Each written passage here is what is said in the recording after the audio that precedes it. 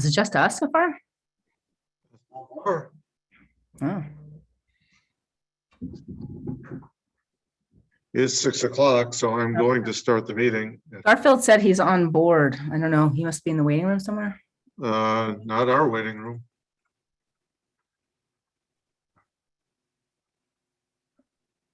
There's Ed. Mark, Thank you. you don't see Garfield at all, do you, Mark? No, I'm paying attention. If you want to get started, I'll keep an eye on the participant pool.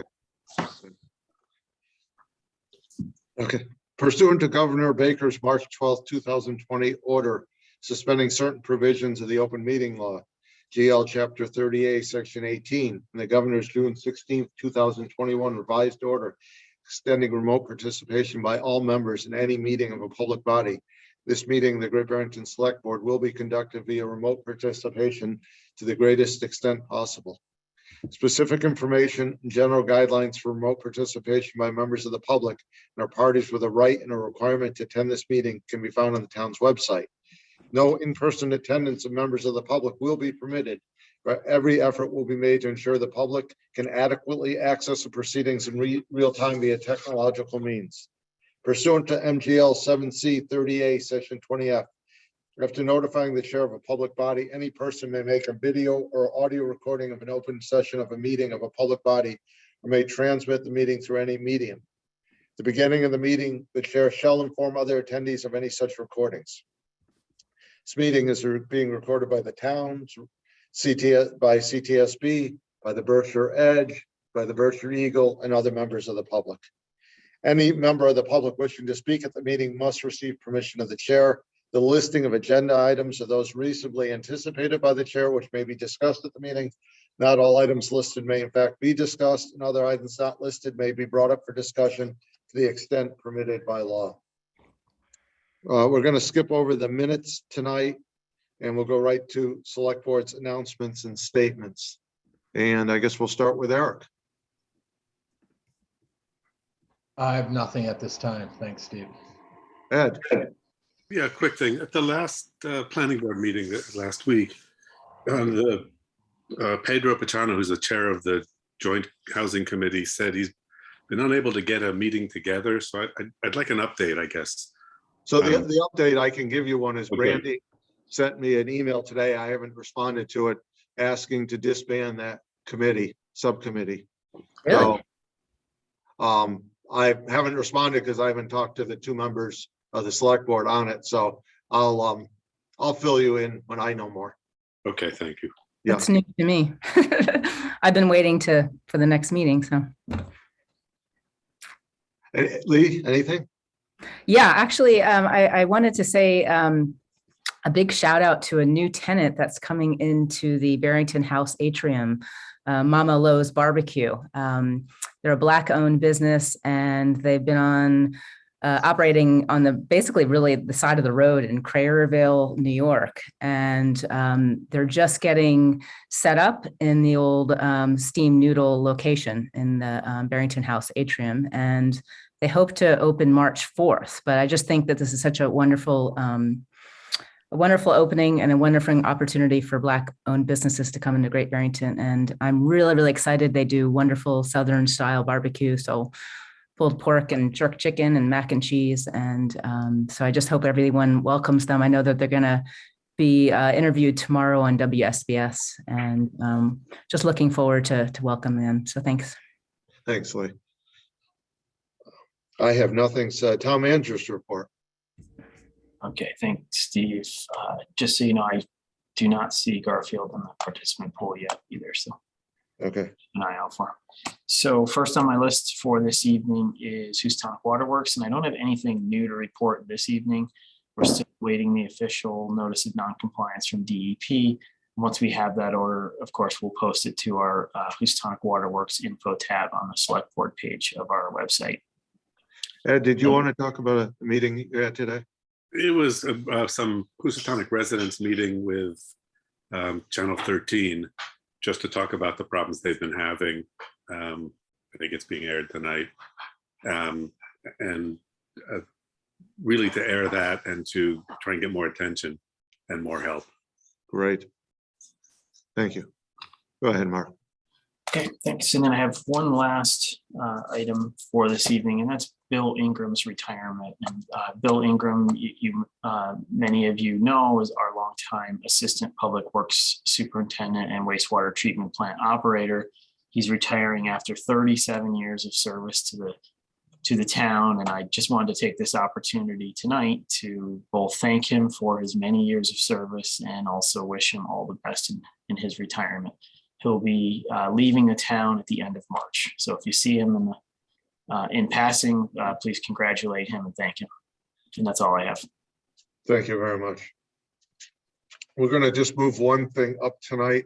And can you promote Chris? I just tried and it didn't work. We're going to move 8A up because the applicants have another meeting at 7 o'clock tonight. So I told them that we would move them up. It's a recommendation to the planning board on the application from Shea Ulster Israel Team LLC, 21 South End Ave, New York, New York, for a special permit to create a rear lot in an R2 zone at 183 Division Street, Great Barrington, in accordance with sections 4.3 and 10.4 of the zoning bylaw. So, Chris, do you want to? Steve. Hi. Yeah. Hi, everybody. Chris Rembold speaking. Heather Brown from Foresight Land Services here is here for the applicant team, and maybe you could promote her up to panelist level. Just takes a minute. Okay. All right. And Heather, when you're in, let us know if there's anybody else on your team who should be promoted. Hi, can you guys hear me? Yes. All right, I'm going to see if I can get my camera to work on my phone. I can't get it to work on my computer. Yep. All right, perfect. Far as I know, there's nobody else that's going to be able to attend the select board meeting just because they're actually traveling. So it looks like it's me tonight. Okay, thanks, Heather. You're welcome. Steve, whenever you're ready. Yeah. Let's make a motion to open. This is not a public hearing. It's a recommendation. Chris, I'm all set. Right. Well, maybe Heather can just give an explanation of Yep. what they're proposing. All right, not a problem. We are actually proposing a rear lot, which I sent the PDF along. I don't know if you guys have access to that. Unfortunately, I can't get my computer to work at the moment to share the screen. Does anybody have access to that PDF? The board has seen it in their packet. Yes. All right, excellent. To meet the requirements of the rear lot, the area in the back is at 286%, which the requirement is 150. The building setback line for where they propose to have an area to build and a septic to build is actually 311 feet, and the requirement is the frontage, which is 150. The closest point of access coming up the driveway area is 45 feet, and the minimum is 40, so we meet and exceed that. The ownership right now, as you can read in the application, is Real Team LLC. Both lots are still in the same ownership and will remain. The frontage meets and exceeds all the requirements within the zone for both parcels, being Lot 1 and Lot 2. Let's see, and you can actually see the common drive that's shown on the plan. Is there any questions that the select board might have for me regarding this rear lot? Anyone have any questions?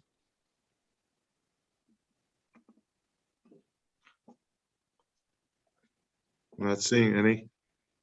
Mm-mm. Then I have a request that the special permit be granted and I can move forward to the planning board. You recommended. Yes. Thank you. Do I have a motion? Can I ask first, Yes. Steve, or we Of can do course. it after the motion? No.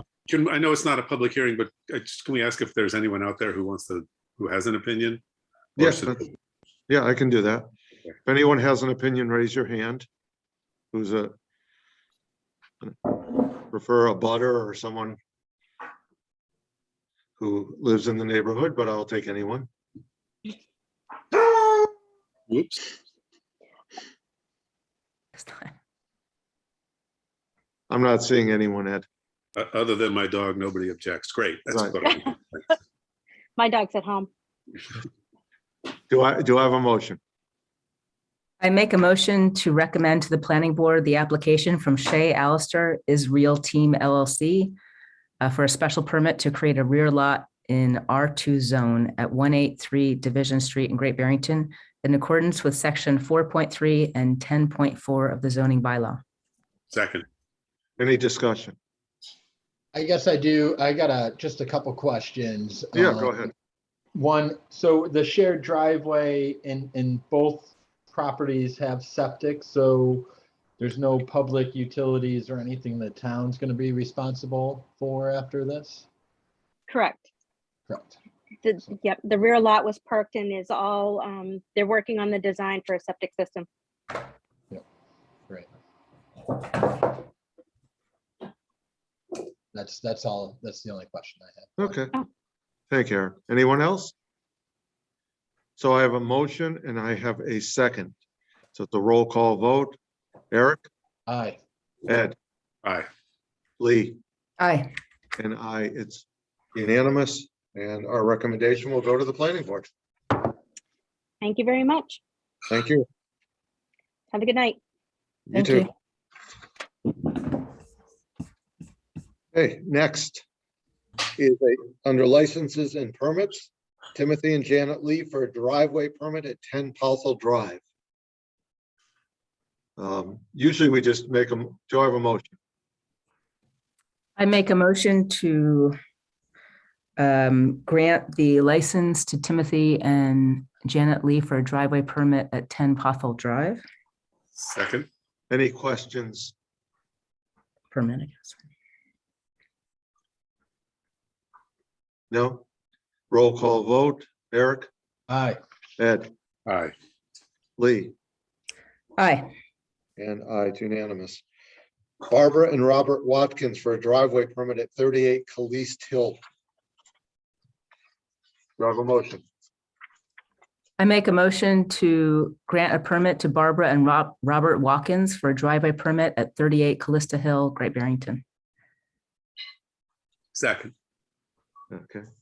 And I.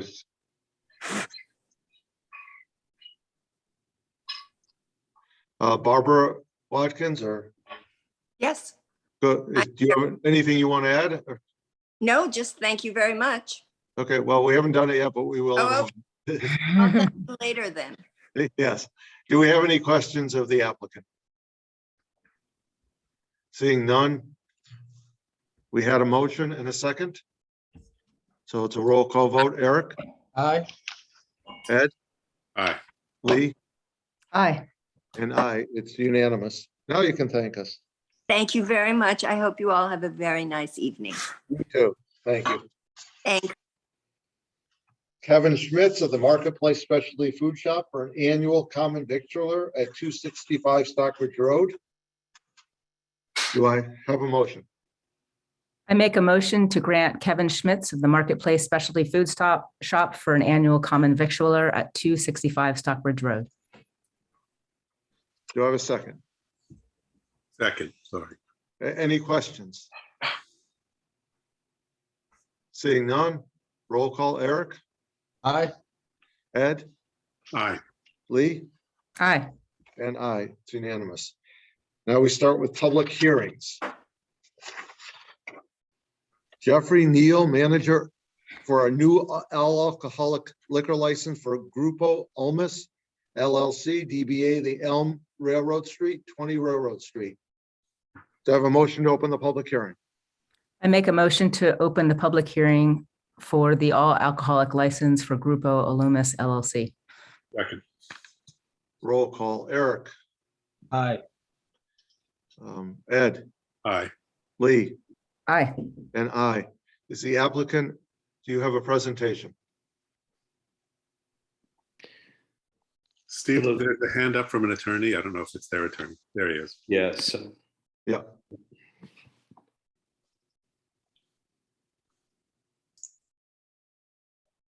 Hello, this is Matt Mosian here. Can you hear me? Yes, we can. Great. I don't have a picture. Am I supposed to have a picture? No, that's fine. Okay, great. Thank you. I appreciate the board hearing us. I represent Grupo Olmos, and its principals are Jeffrey Neal and Adrian Guatama. Mr. Neal and Mr. Guatama are co-owners of Grupo Olmos, and they're here tonight seeking a restaurant liquor license for 20 Railroad Street. They want to open up a restaurant called The Elm at this location, which, as we all know, has been a restaurant bar for many years. Mr. Neal has lived full-time since 2017 in Sheffield. The application is for him to be the manager of the license. Mr. Neal has over 20 years experience in the management and owner of businesses, large and small. Mr. Guatama, his partner, has 20 years of experience working in New York City restaurants. Their goal for the space is to open up a casual fine dining restaurant and bar with a focus on local ingredients. What's key, they're not planning any extensive renovations. They want to use the existing space, which has served the community well for years. They've reached a deal with Jeff Caminiti, the previous owner, to purchase the assets of the former restaurant that's located at the space. And they've also reached a deal with the owner of the building, Josh Cohen, on a new 5-year lease. Both of those documents are attached to the application.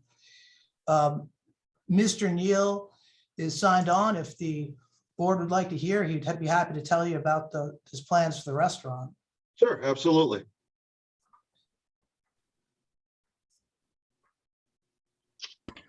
There we go.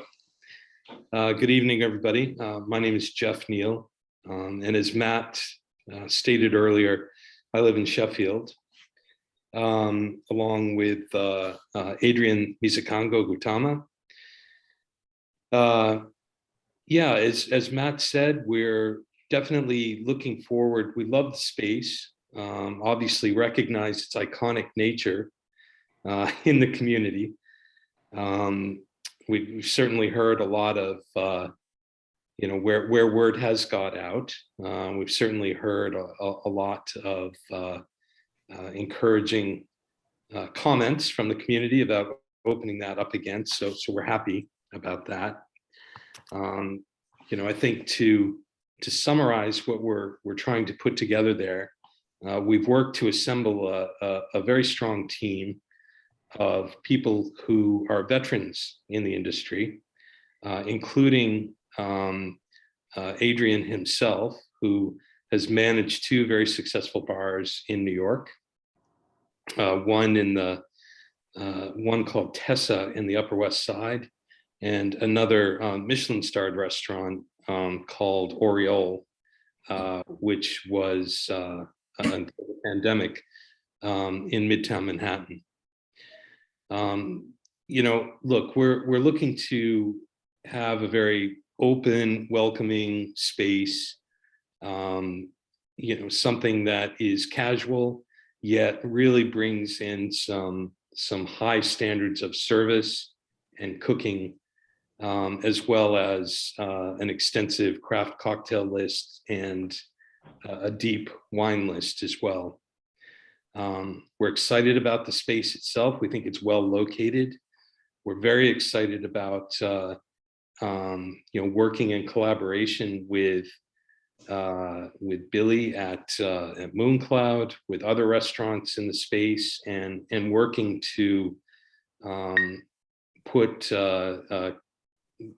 work toward with the others to put Great Barrington on the culinary map for Western Massachusetts.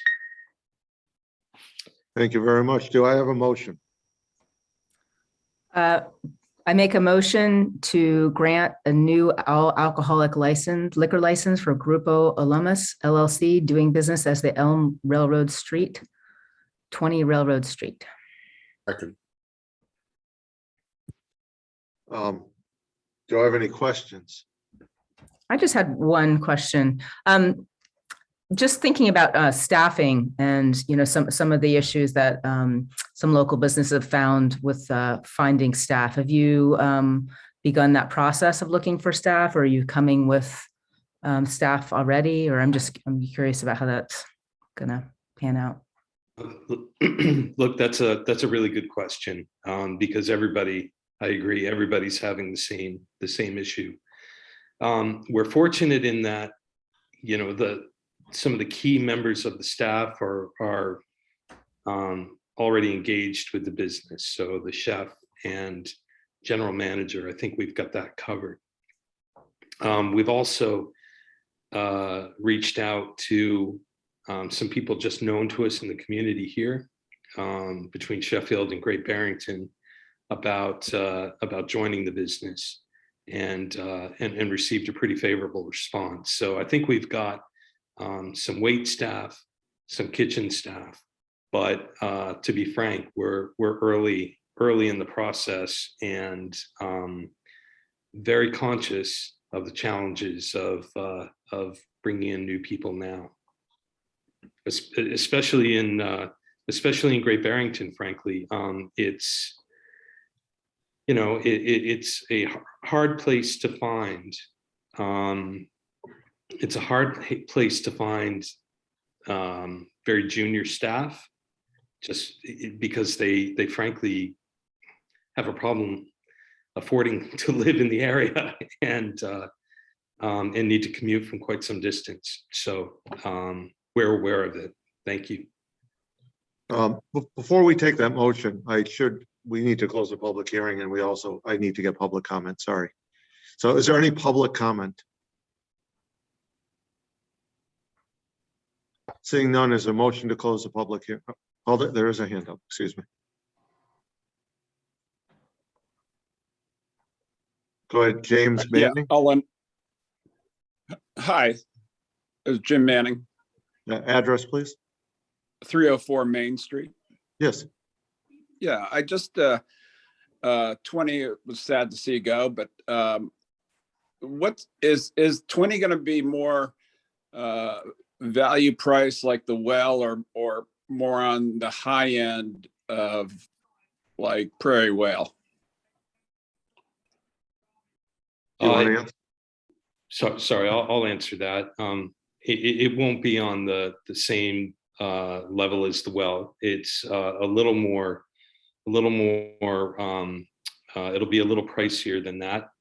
That said, it's an a la carte menu, so people will be able to pick and choose from it, and we intend to have a bar snack menu as well. Thank you. Thank you. Anyone else? Seeing no one, a motion to close the public hearing? I make a motion to close the public hearing. Second. Roll call, Eric? Aye. Ed? Aye. Lee? Aye. And I. And now, more appropriate, I'm sorry, a motion. I make a motion to grant a new all alcoholic liquor license for Grupo Occupants LLC, doing business as the Elm on Railroad Street, on 20 Railroad Street, excuse me. Second. Roll call vote, Eric? Aye. Ed? Aye. Lee? Aye. And I. It's unanimous. Good luck. Thank you all very much. Good night. Thank you.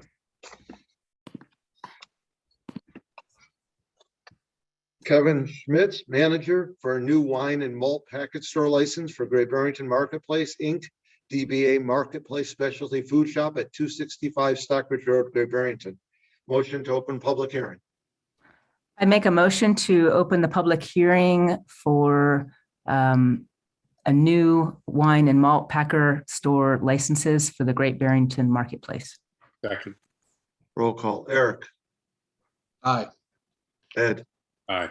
Lee? Aye. And I. Do we have a explanation of the project? Yes, can you hear me? Yes, we can. Okay. So since our move to the new location, we will be doing a lot of the things that we did when we were located in Guido's. So we will be selling cheese, we will be selling prepared foods, which we make in our kitchen in Sheffield, both pastries and entrees. And we really thought, because we're going to expand a little bit more than we have in Guido's, you couldn't pick up things hot to go. So we're going to be doing that. It's all off premise, but we want to have things ready to go for people to come in around dinner time and take them. So it's really an enhancement. You know, someone wants a bottle of wine or they want some craft beer. It's not the main focus, but it is something that adds to, you know, the shopping experience. And so we're going to keep, you know, it's not going to be a high-end wine shop or an extensive collection. It's something that goes along with the food that people are purchasing. Thank you. Any public comment?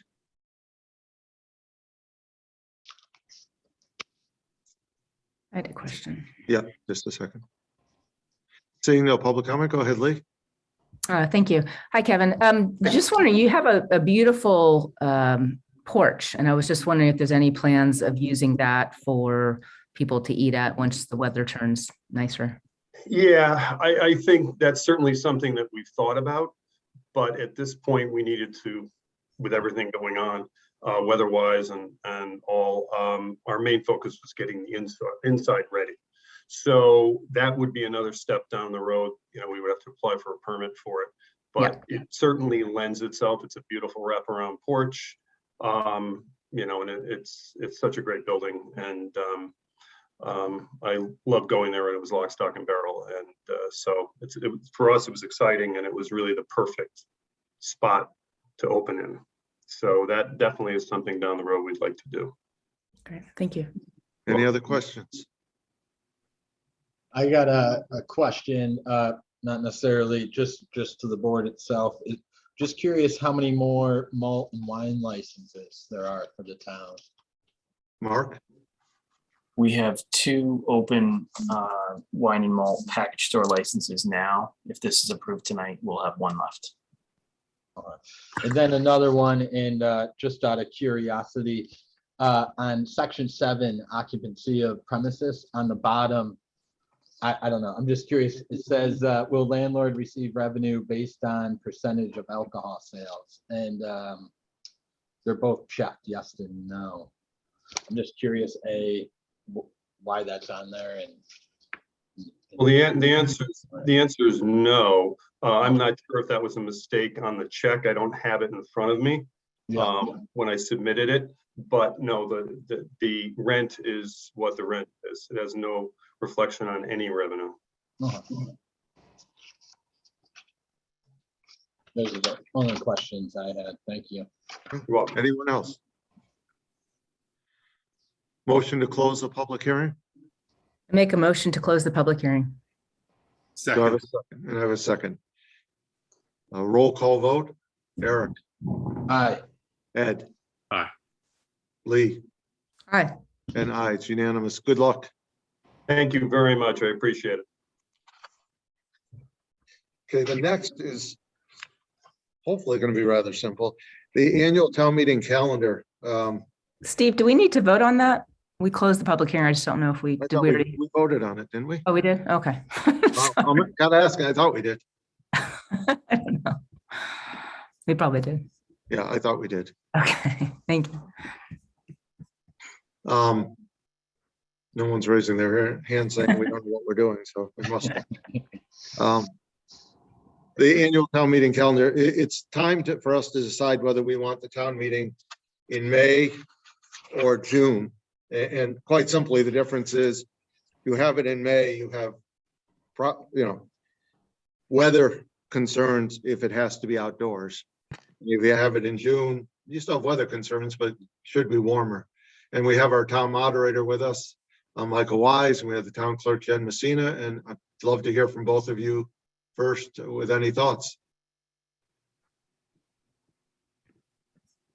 You're muted, Michael. I have no particular thoughts. Later is after the town election, which can be complicating if the new folks on the finance committee have never seen the budget. On the other hand, the weather is better in case we can't do it indoors. I have a slight preference for doing it in May simply to get back in the usual schedule, but there's no fundamental principled reason for that. Thank you. Jen? I'd like to have it indoors as well, only because it's a lot less work for me. It's very hard doing an outdoor town meeting, especially when it comes to the voting, the yes and the no. You know, it makes it very difficult. It's a very difficult, I mean, it's, you know, a difficult process to begin with, and then, you know, throwing extra things in there. But ultimately, it's up to you guys as a board. And our decision tonight, let me be clear, unless someone contradicts me, is not whether we're going to have it indoors or outdoors. It's whether we're going to have it in May or June. Luckily, the address is the same, so even when we post it, it's still going to be at that same address, so we have some time. So, you know, I have my opinion, but board, do you have any questions of either Jen or Michael or Mark, or do I have a motion? You know, it seems like the longer we wait, the more likely it is we can do it indoors. And outdoors. Or outdoors. But that said, nobody has guessed anything yet, right, about COVID, so who knows? Yeah.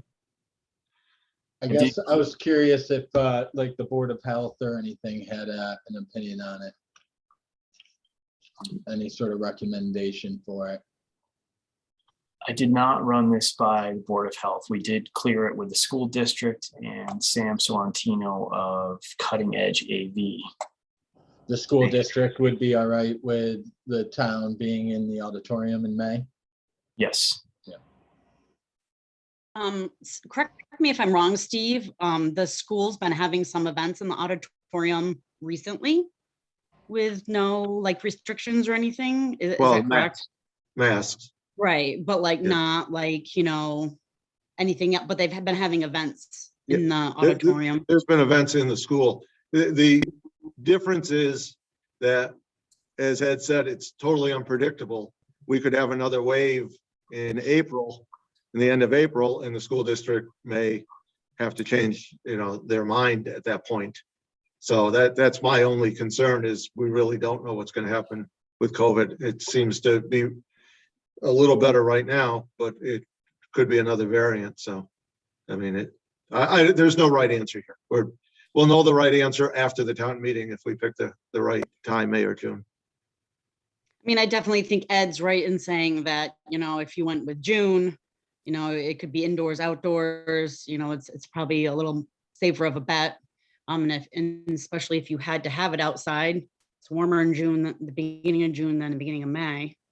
Yeah, and I agree with that. I think for a caution, which is for us, we should just pick June. Michael's right. It's a little complicated for people who are newly elected. It's not ideal, but nothing with COVID has been ideal so far. So why should this be any different? So do I have a motion? So am I making a motion for June or? Whatever you would like. I guess I should have been paying attention more. I'd like to make a motion to have the annual town meeting in June. Second. Discussion. And just to be clear again, just for people, I guess we have 38 people right now on. This is not making a decision indoors or outdoors. It's making a decision just on the dates. And the dates in June would be June 6th with a second night if needed of June 9th. So it's just to be clear, we're not making the decision whether it's indoors or outdoors yet. Steve, I just also want to add, because you guys before back in December had approved like the May election and everything. Yes. If you're going the route of June, I just want to make it noted that the last day to register to vote and the last day to post the warrant for the town election will change. So that's a little bit different than what you guys had discussed in December with the calendar that you looked at in December. So I just wanted to make you guys aware of that. So the last day to register to vote for the annual town election would be Wednesday, April 20th. And the last day to post the warrant would be Tuesday, May 3rd. Just as a slight change from the December schedule. And just so everyone's clear, we're not changing the May 10th elections. Just so everyone's clear. I just want to make sure. Yeah, the process has already started with all of that with nomination papers and no, we've already moved forward. And I don't want to change it because that's indoors and it should be pretty simple. So we have a motion and a second to hold the town meeting in June. Let's have a roll call vote. Eric, Aye. Ed, Aye. Lee. Aye. And aye, it's unanimous. Michael, thank you. Jen, thank you. Right. Good seeing both of you. Have a good night. Thanks. Okay.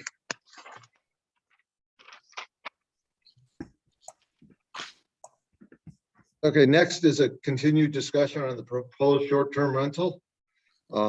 Chris, do you want to guide us?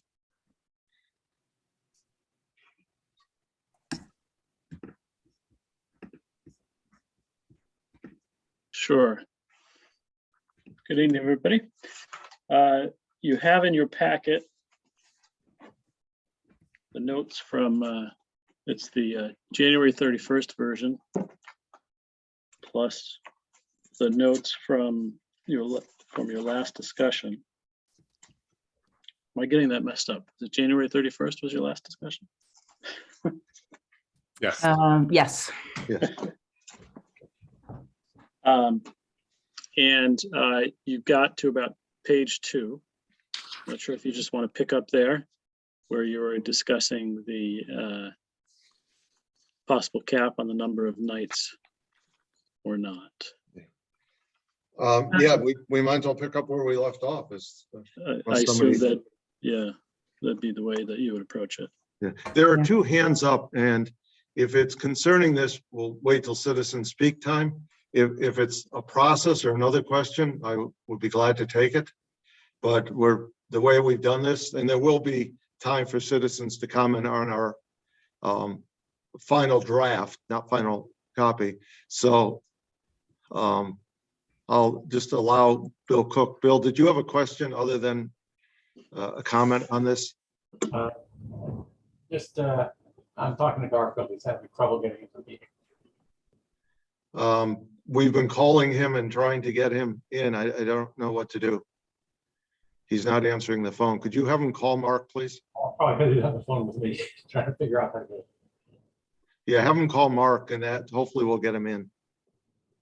That would be terrific. Thank you, Bill. I appreciate that. Okay, yeah, maybe just send him a new link. Could we just pause a moment or?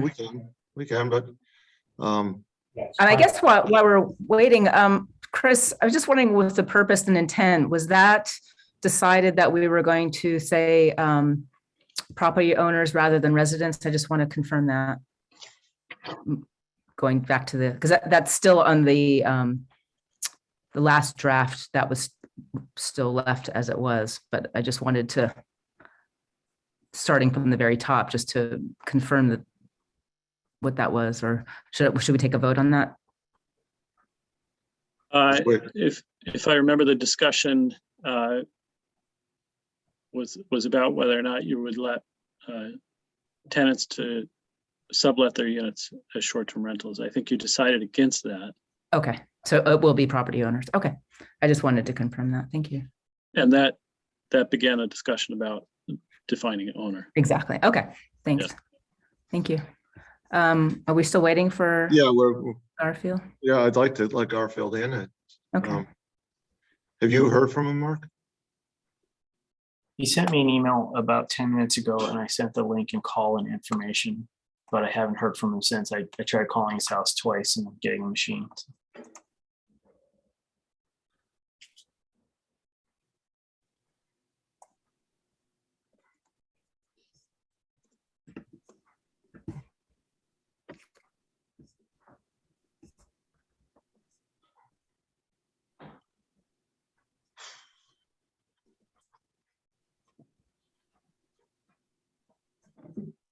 My concern is this has been going on since 5 of 6 that he hasn't been able to get in. And there he comes. Good. I just don't want us to wait too long.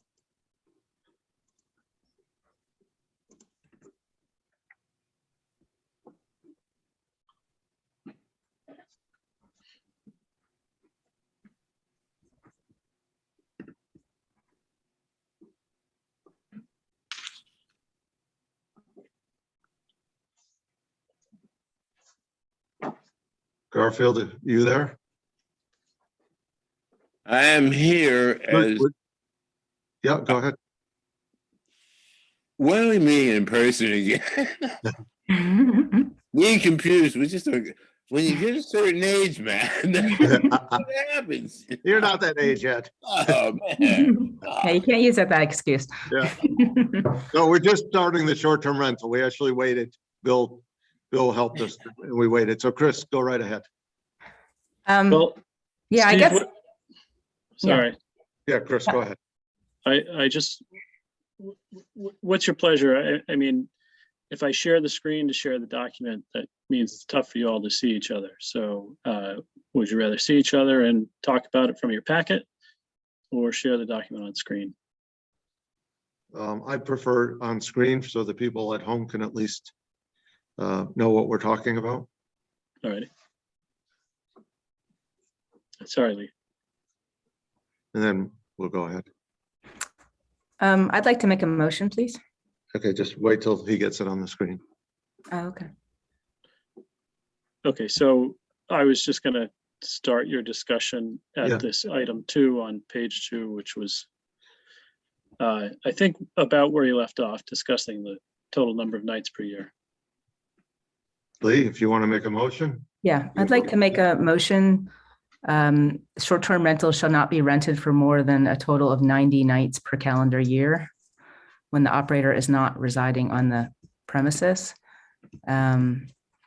So whether we have to say shall not exceed in the aggregate 90 consecutive or non-consecutive calendar days, I would ask to amend that so that's clear. So my motion is to vote that short-term rentals shall not exceed in the aggregate 90 consecutive or non-consecutive calendar days per year when the operator is not occupying the residential unit during the entire term of the short-term rental. I'll second that. Okay. We should have noted that Eric is recusing himself, so I just want to make that known. Discussion. Yeah, why are we doing this? Which of the purposes is this? It's certainly not the first one about allowing owners to make money on their property, and has nothing to do with health and safety. It I suppose could stop commercial interest, but if that's really the goal of this particular thing, there are more targeted ways to stop commercial interests, like they did in Stockbridge, where they just said can't be a corporation, or we could limit it to corporations or individuals who own X number of units or less. That stops it from being a corporate thing. It seems like this is using it's overkill. It can have an awful lot of unintended consequences. We all got a letter from today from a veteran who, right after 6 deployments, has moved back here, can't afford to keep the house when he goes elsewhere without doing this, and can't rent it year round. So it just seems like that, we've heard from people who are trying to pay for college for their children. It seems like this arbitrary number of 90, and I know you studied San Francisco, but 90 days won't necessarily cover the mortgage and costs. We have no idea if it will, for people who are trying to make some money for whatever their reason is on their own homes. So I'm not sure. I think there are much better ways. I've just suggested 2 to deter commercial interests, which is the only possible goal this could be achieving. Other discussion. I don't think this is to stop people from making money, Ed, just limiting how it's done and having some structure to how it's done. We're not trying to take away the purpose of making money. That's not what it's about. It's just trying to repurpose it. It's trying to make maybe a level playing field, but we're not trying to stop people. We just want to have some parameters. Everything has guidelines. Our meetings have guidelines. Everything we do has guidelines. That's what we're talking about, or that's what I'm speaking about, what I'm getting, what I'm understanding. I don't understand what level playing field means. We are absolutely we're absolutely trying to limit the amount of money they can make, right? I mean, that's the purpose of this, to make it. It was stated at the last meeting, by limiting the number of days, we make it not profitable to do this. That was stated. That's the purpose of this, which goes against our purpose. But again, I don't understand what you mean by level playing field.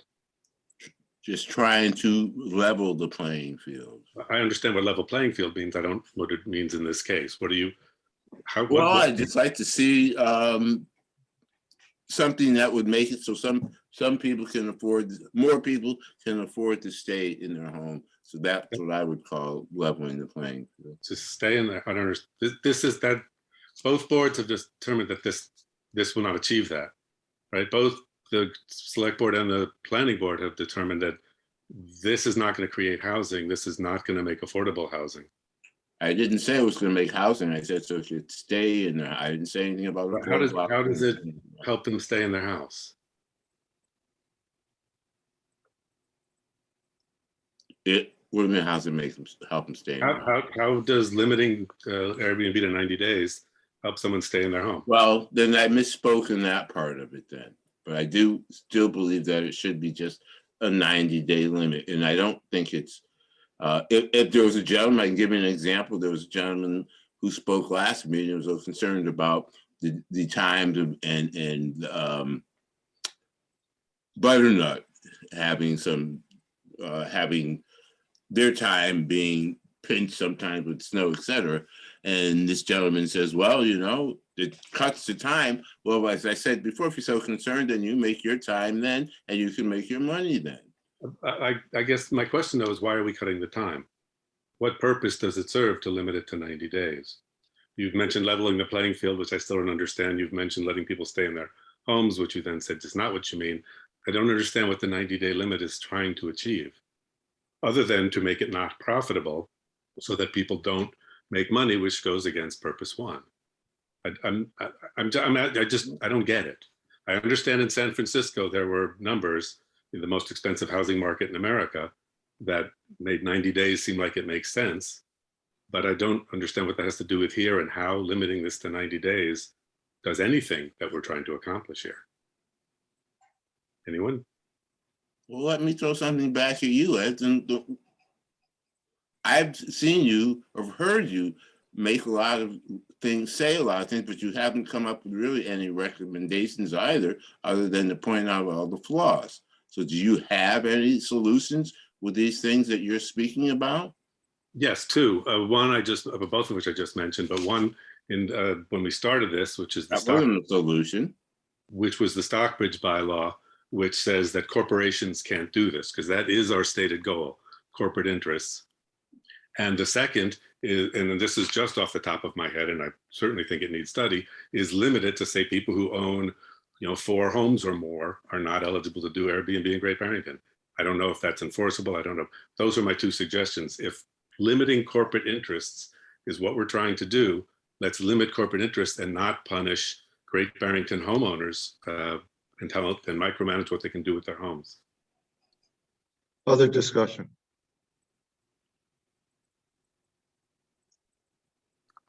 It's a roll call vote. Garfield. Aye. Ed. No. Lee. Aye. And I. And I will say this. I think this at the town meeting is going to be discussed a lot and amended. So I don't have any problem. I want to get this to the town meeting. And I do believe, I'm not totally against the 90 days, but I do believe that there'll be a lot of discussion there for and against this. So Chris, move us along.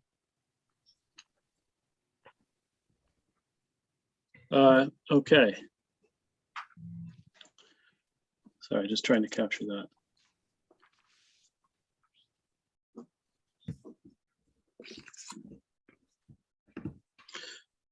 The following several items we didn't get to yet. They look at addressing the number of rental parties at once, the total number of people, multiple dwellings. And I proposed here that there was a limitation before based on the number of people per bedroom.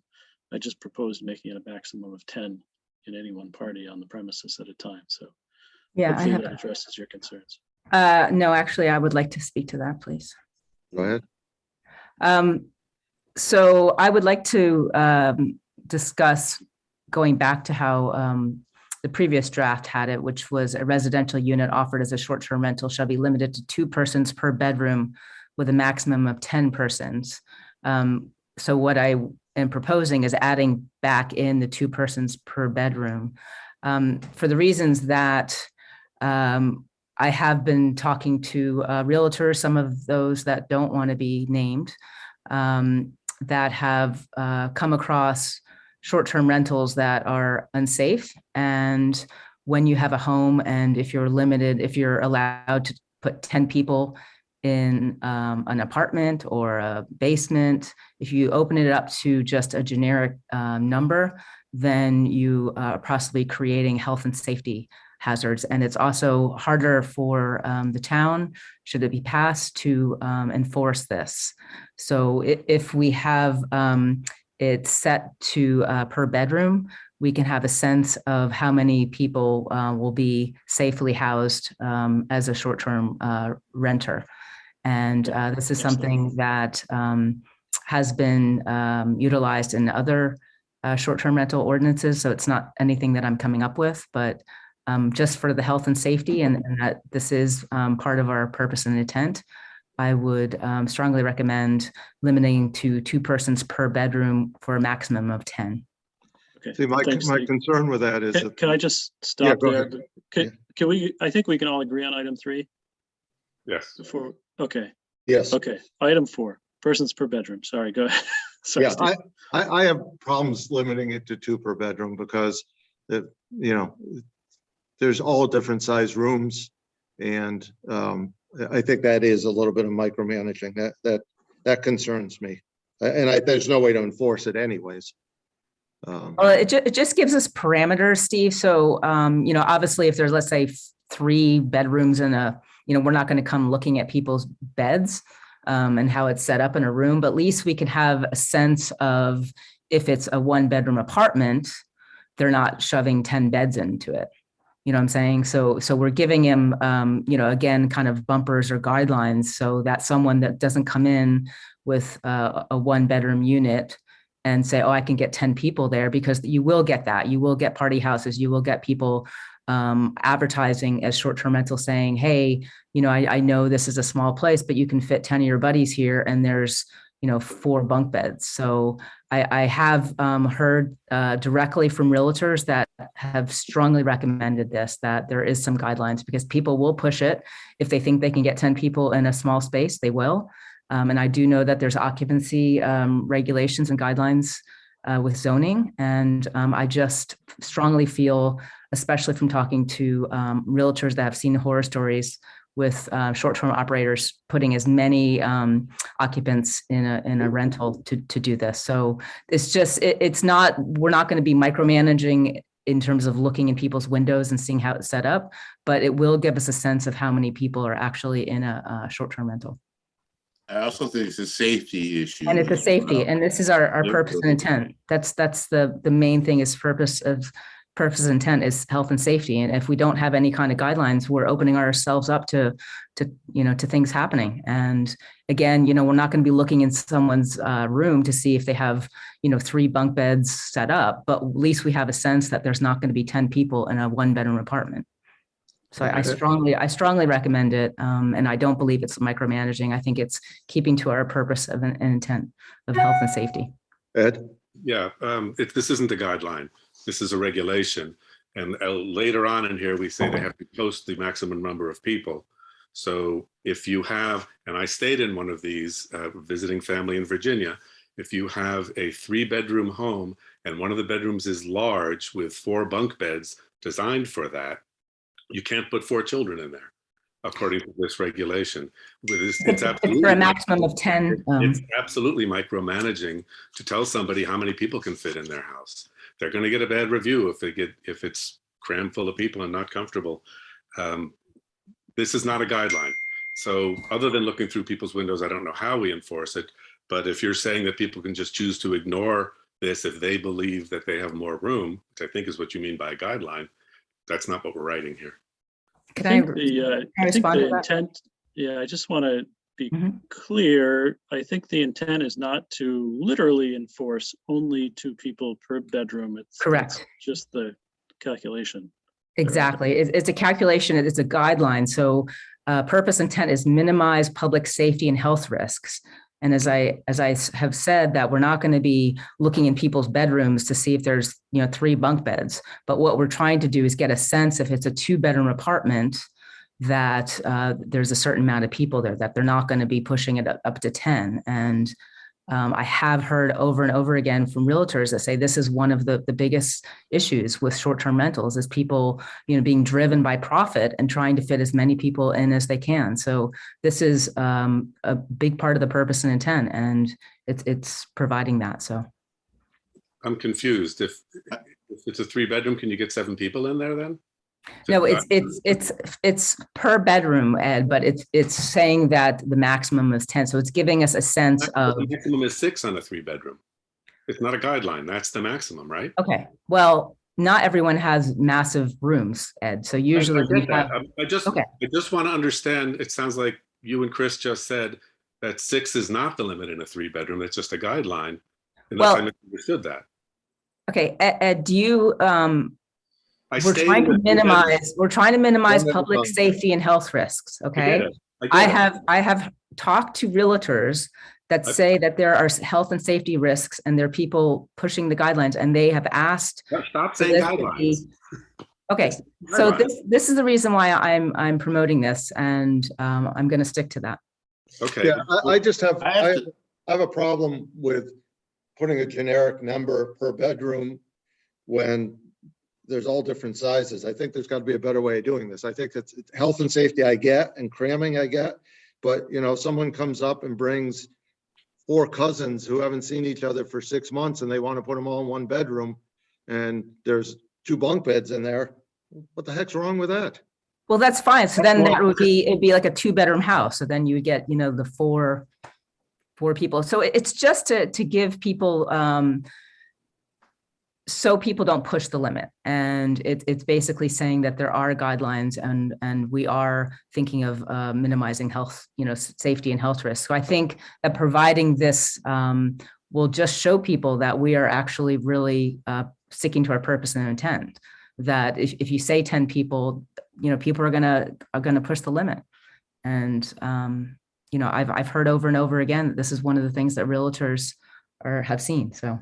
We can rewrite this, but I'm just saying, maybe we can say, I just think that we have to put something that doesn't have someone able to put 10 people in a 1-bedroom apartment. And I think we all agree with that. I don't think any of us disagree. Maybe there's a better way of. I'd like to say something as well. Sure. Go ahead, Garfield. All right. Couple of things. One is, I think we do have to have some guidelines. We can't have 6. I don't care if you have a big bedroom, it's got 4 bunk beds in. If you want to put 10 people in there, you're going to cause congestion. If there's a problem, there's a fire, there's going to be panic. One of the things I think we should have, and we might have said, but maybe every one of these places at everybody's home should have a designated floor plan for getting out of the house if something happens. And 10 people in 1 room, that's just begging for a disaster. And it's not a good it's not micromanaging, it's a health and safety parameters of keeping people safe. No one's disagreeing with, I don't think anybody's disagreeing with that. I think what we're disagreeing with is a number that may work for one house and doesn't work for another house. I guess something for all houses. I mean, everything has to have some type of uniformity. You can't have one here, one there, another. Things don't work like that. So I had a question.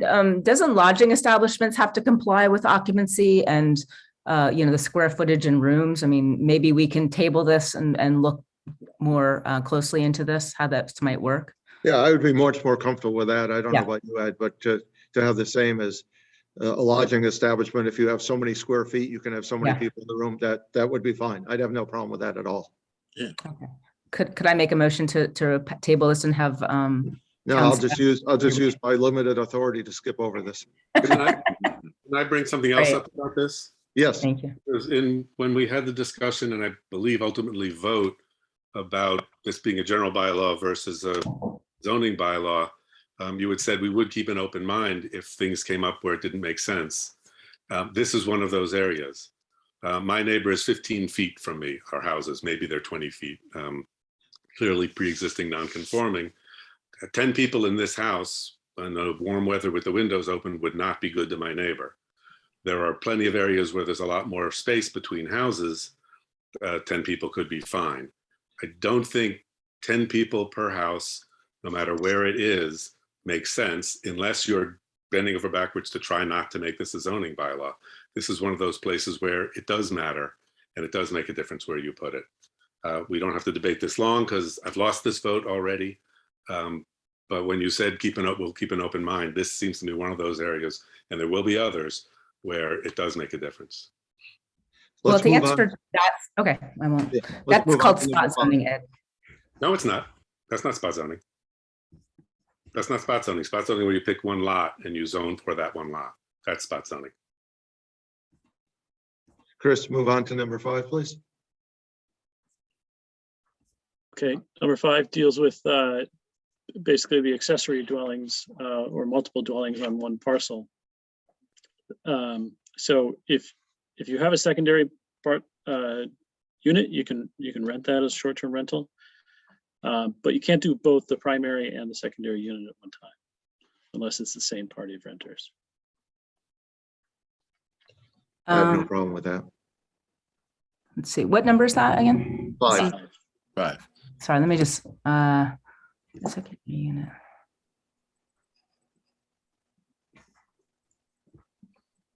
One second. Okay. That's great. Yeah, thank you. Anyone have any problems with that one? Okay, I'm saying no hands raised, no. So I just had one question, sorry. Should we be clarifying it under the same contract? I'm just reading this. A secondary unit may be offered under the same party of short-term rentals, same parcel. And oh, we did that. Okay, sorry. That was an old note I had. Thank you. Yep. Number 6. 6, I think you can probably all be in agreement about not using short-term rentals for commercial events and gatherings. Yes. Yeah. Anyone disagree with that? 7, parking. Yes, I just wanted to point out, should we add the phrase assigned parking spaces for any units that might be in town? Provide all parking on site or in assigned parking spaces?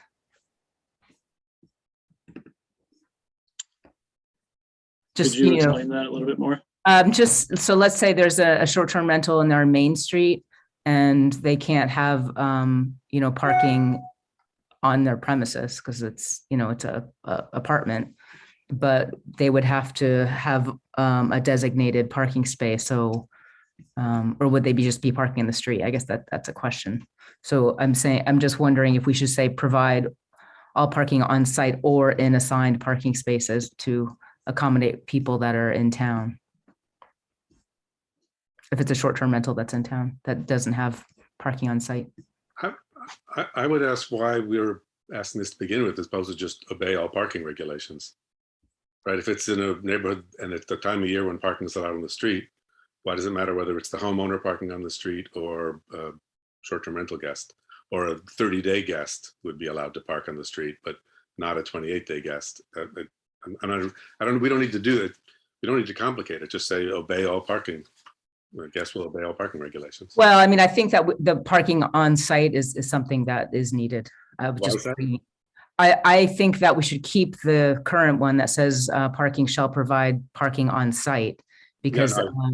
I asked why, not. Oh, okay. You said why. Well, just from evidence that I've seen, certainly around me, is that short-term rentals, when they have a lot of people there, you'll see 10 cars out on the road. And I've definitely, it was hard for me to pass by because there's so many cars on the road. So I think that, sorry? They're legally parked. I know, but I'm just saying that we should say that they should be provided parking on site so that we don't have that. Why and not? That comes again. If somebody who's renting for 35 days can park on the street. Because it's a house, so you would think that they would have a parking space, Ed. So if they had, it's not that big a stretch that, if they're renting a house, that they would be parking on site. So Right.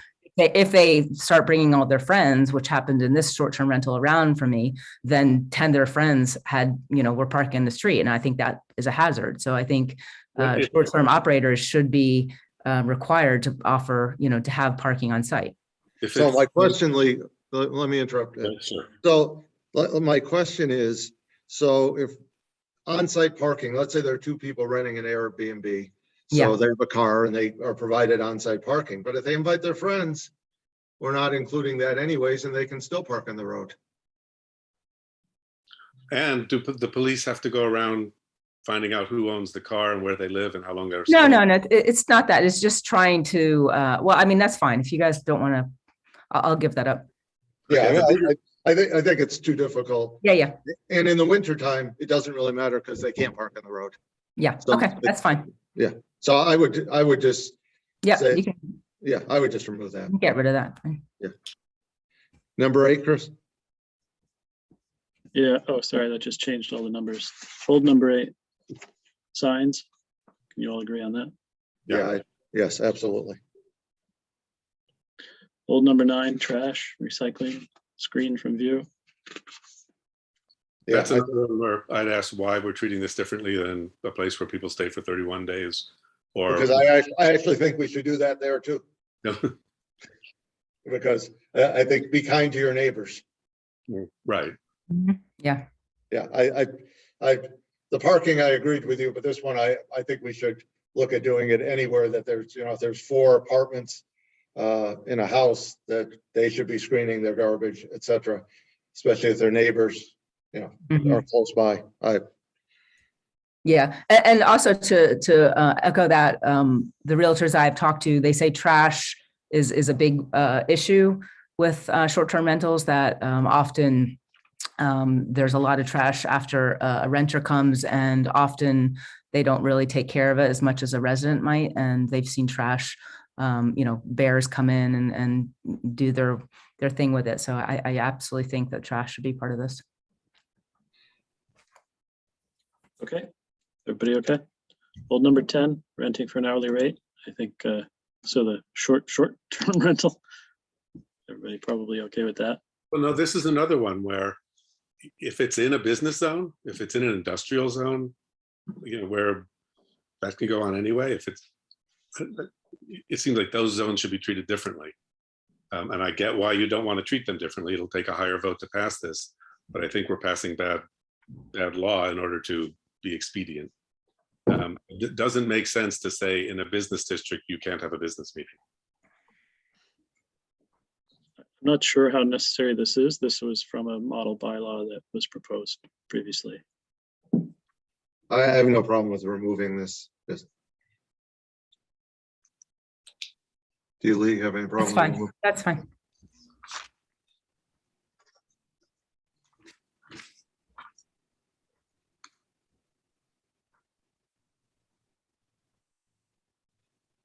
I'm just curious, Chris, I'm just curious though, if a short-term rental is offered for an hourly rate, or they start, to offer it as for meetings and stuff, how does that kick in if it's in a residential area? Or because this, I know that Lennox, I believe that Lennox had this, and I just want to make sure we're not opening up a can of worms that we might not be realizing. Well, it can't be used for commercial purposes. Yeah. Does that get it? Does that? I mean, this is not an instance that I'm aware of that occurs where people say, "Oh, I just I want to book your house just so I can have a meeting." I'm not sure this is a regulation that's needed. Okay. I've not heard this. I could be wrong. Yeah. So I mean, if we say for not for commercial purposes, would that? I think that's what they were probably trying to prevent, but maybe flag this. I could look into it further. But is there anything that anyone knows that why this might be a concern relating to short-term rentals? Or is this being? I mean, I'm fine with letting it go, but I just know that this was Yeah, I haven't heard anything.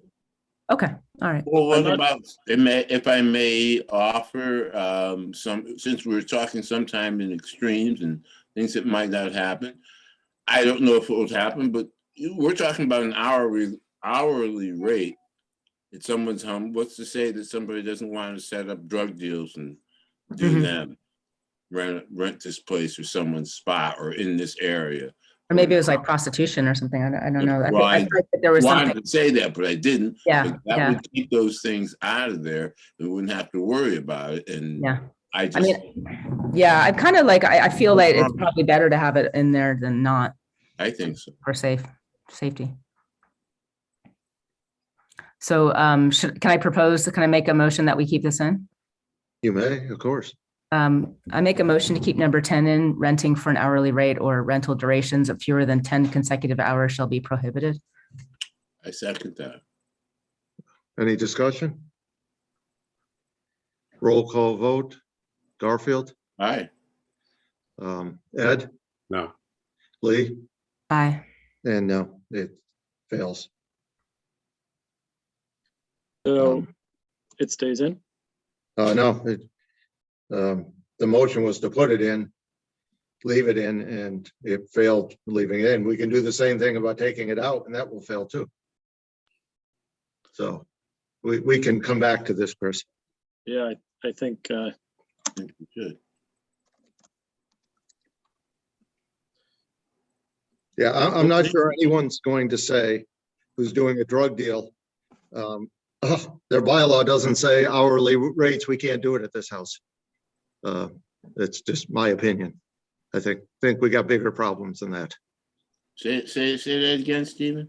I don't think this is going to stop anyone from doing a drug deal because we have in our bylaw that they can't rent for an hourly rate. I think we have much bigger problems than that. So. Well, we may, but then there's also the chance you can lock your home. If somebody still wants to get in, they're going to get in. Yep, So, that's true. You know, Let's go to 11. We'll have to come back to 10. Maybe we can come back with a compromise. 11 seems pretty straightforward to me. Basic life and safety equipment, smoke detectors, CO alarms.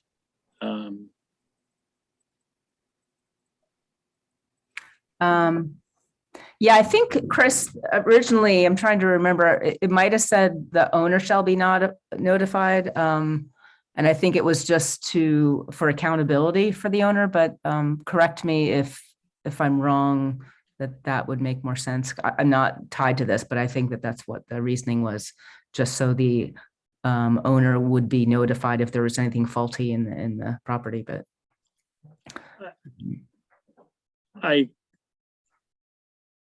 I guess I guess the intent here is that if the owner's not there and doesn't know that it's not operable, that the occupants need to report it. Is that okay? Yeah, makes sense. Is that Yeah, the intent okay. here? That Okay. makes sense. That's how I read it. Yeah, okay, thank you. All right, so that all makes sense as written. You do have a comment down the bottom, Chris? That we Yeah, should. I know. I think we just answered that. Okay, that's what I thought we did, but I just want to make sure. Number 12. Building inspector shall be permitted entry. No outstanding violations. Let's see, standard violations.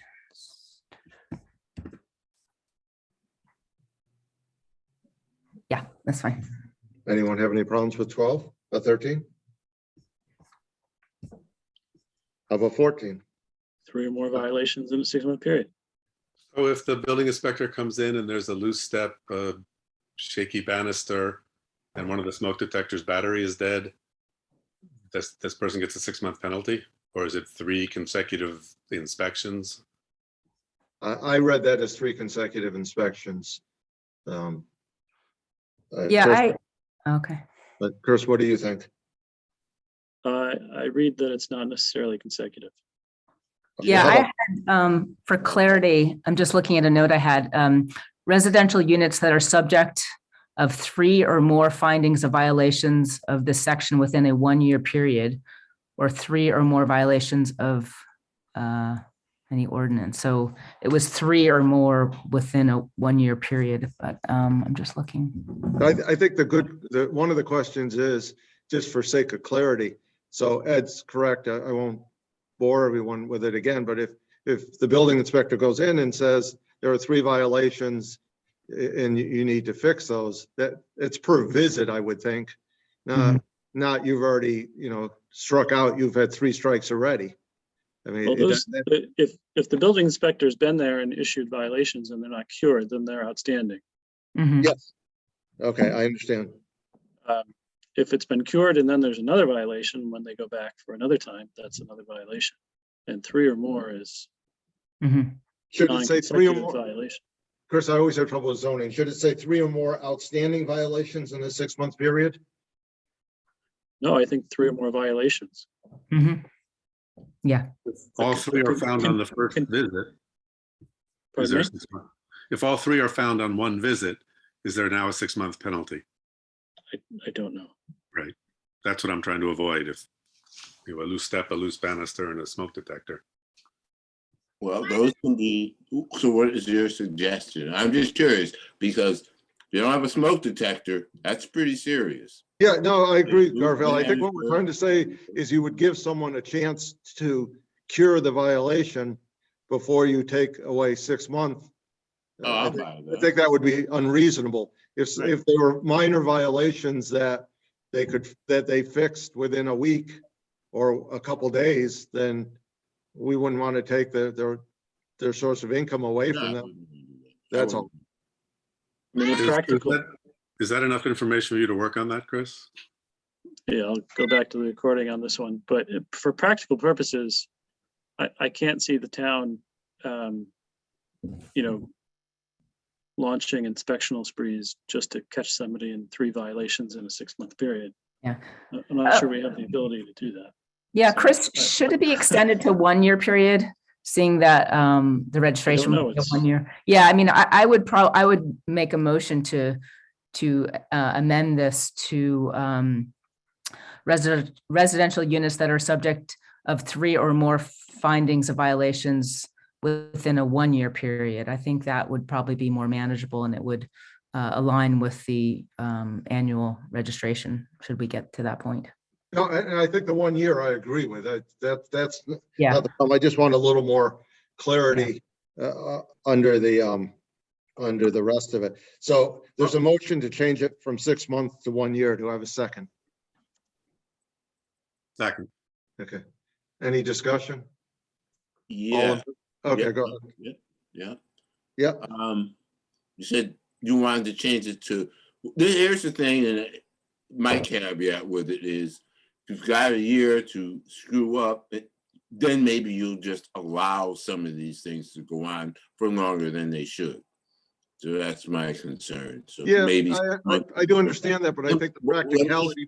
Can I finish? Can I finish? I'm sorry, I thought you were, Garfield. No, that we should have some, as you said, a week to make the adjustment. If you don't do it in a week, and I don't mind the year, but I think there has to be some checking items to make sure things get done. You just allow it to happen for a whole year with nothing happening. So I think if you get the year, but if you fix your problem within a week, then you're good.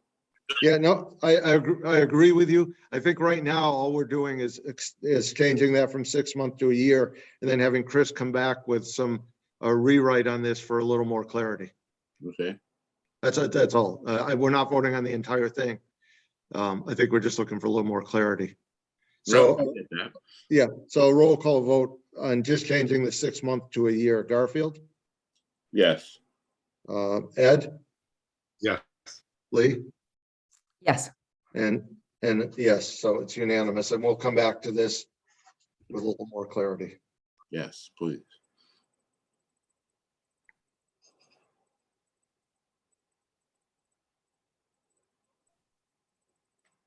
Okay, next. Yep, next.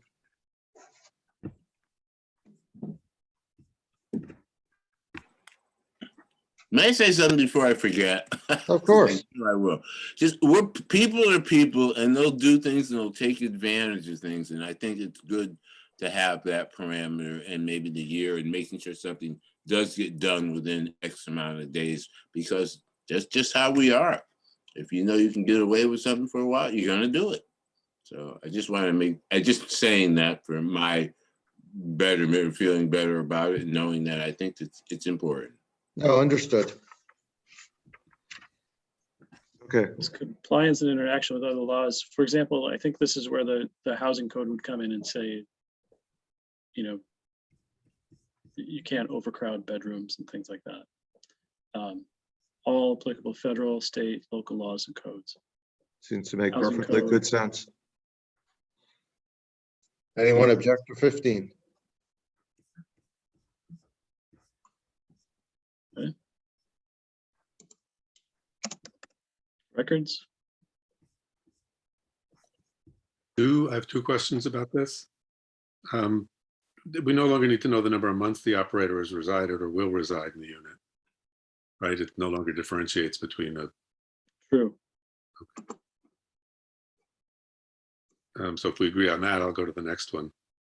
Well, did we already go over the definition of operator and owner, or are we going to come back to that? Because some of the stuff coming up with the registration refers to owner and operator. So is that something we want to talk about afterwards, or? We can talk about, let's get through 16 and then Okay. decide. We've probably got another 15 minutes here, so. Okay. So Ed, you're right. So I took that out of the records portion then there. Can we? The last sentence about retaining the records forever, that's longer than you have to hold on to your tax records. It just seems kind of onerous. And I can't see any reason we would need them beyond a year, or any reason the town would need it. Maybe for analytics and for surveys and. What history on the person that's doing it?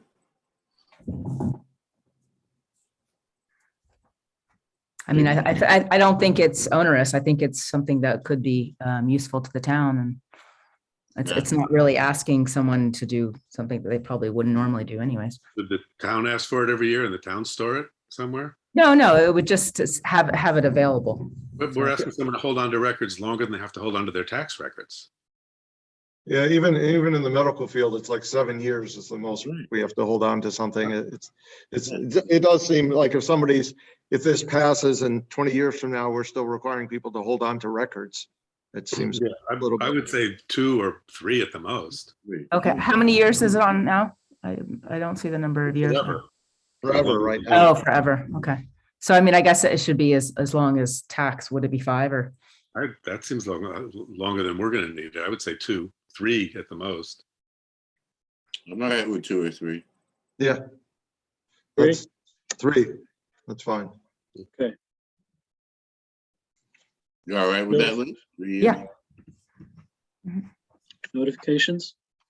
Operator shall post and maintain a sign on the inside of the rental with this information. We'll go through these one at a time. There's a few that are. Sure.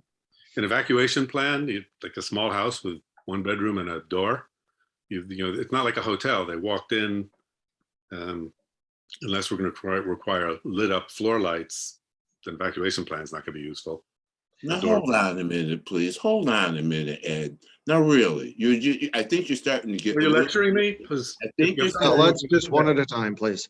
Starting to get a little nitpicky. Some rules always need to be in place, whether you have a 1-room house or not. Is that really going to be an issue, Ed? Is that really a problem to post that? Is that really going to get in your way because someone has a sign up there that says how to get out of their house, even if it's a 2? What do you care, Ed? What does that matter to you? Is that that's not the point, though, Garfield?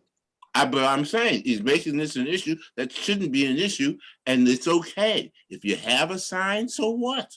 It could be. Well, I think one of the questions would be, is it the building code? You know, what's the building code? It may require it anyways. That's right. That's what I'm saying. There's all kinds of things that are always in place at any time or whatever. I wish I could give you a concrete example right now, but we all know there's parameters for everything. And if you have to have a sign because you have a 2-bedroom house, so be it. What I'm saying is I'm not even sure this is necessary if it's part of the building code. But Well, the building code applicability here is, I'm not going to say a gray area, but a subject of debate.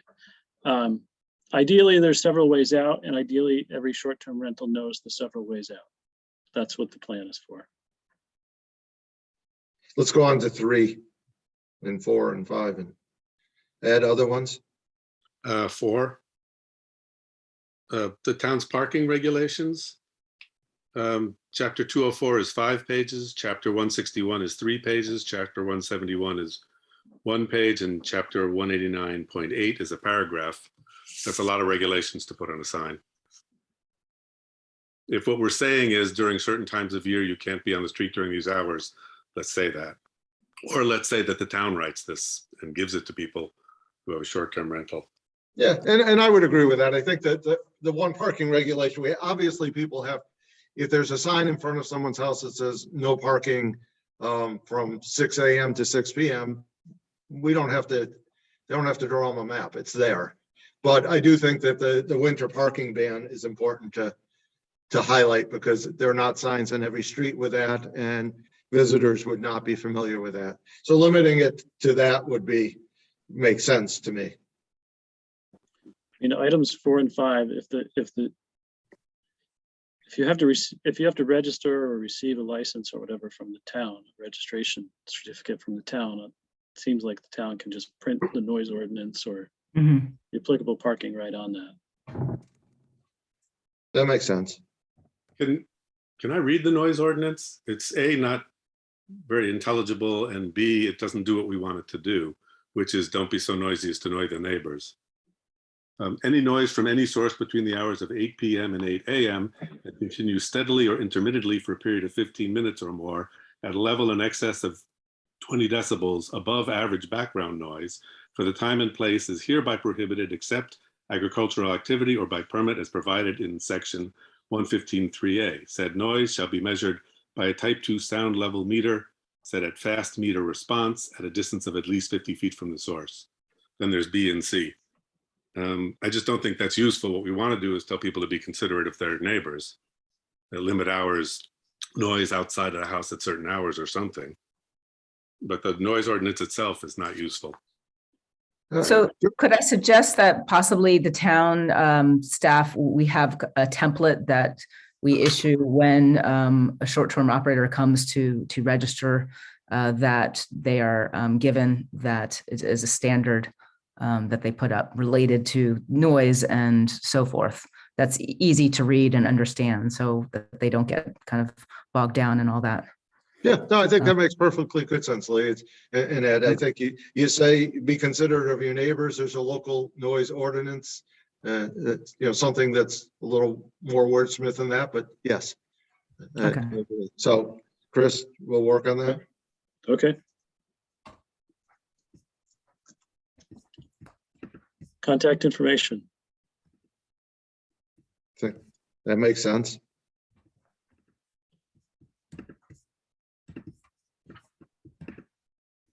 Maximum number of occupants permitted in the unit. This is where we admit that it's not a guideline, but it's an actual maximum, right? Well, we haven't set the maximum yet. We haven't said it yet, but if they're putting it on, if they're posting it, it's not a guideline, it's a rule. It's going to be a rule. I mean, that's how I look at it. Yeah. Yeah. Okay. I think registration's going to take a while, and I think we've all had enough for the evening. I think we made great progress tonight. I think we're starting to flesh this out, but I think registration will take longer than need be. So I think we're getting close now, and I feel better about it. So if no one objects, this will be on the next agenda, and then we're closing in on this. Could I just make a note for next time, just for us to go over the definition of operator and owner, because that'll work really into the registration, and I do have some notes regarding that. So. Okay, that's fine. Thank you. Okay, moving ahead, and I see there's a couple of hands, and we'll get to that at Citizen Speak. Steve, I just want to point out, because last time there was a bigger gap, we're very close to Citizen Speak. Yes, we are. You have two very short items. Okay. So- Yeah, thank you. Yeah, you're absolutely right, Ed. I'm not being rude and making people stay up half the night. You're correct. Thank you for pointing that out. The next, is Eric back?